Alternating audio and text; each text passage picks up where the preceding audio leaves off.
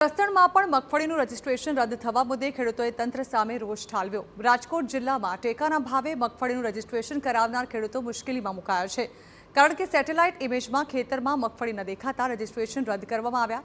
મોટાભાગના ખેડૂતોને રજીસ્ટ્રેશન રદ થયા હોવાનો મેસેજ મળતા જસદણ પંથકના ખેડૂતોએ મોટી સંખ્યામાં એકઠા થઈને પ્રાંત અધિકારીને આવેદનપત્ર આપ્યું અને સેટેલાઇટની ખામીનો ભોગ ખેડૂતો બની રહ્યા હોવાનો આક્ષેપ કર્યો। સાથે જ ખેડૂતોએ માંગ કરી છે કે તલાટી મંત્રી અથવા વીસી ખેતરમાં સર્વે કરે।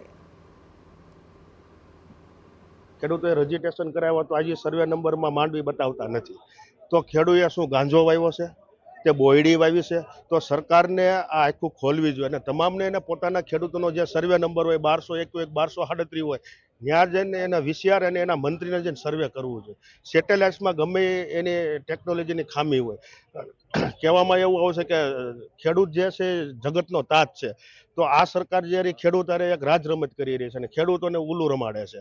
સર્વે કરી જાય, જો અમારું ખોટું હોય ને 50,000 એને દેવા તૈયાર છો।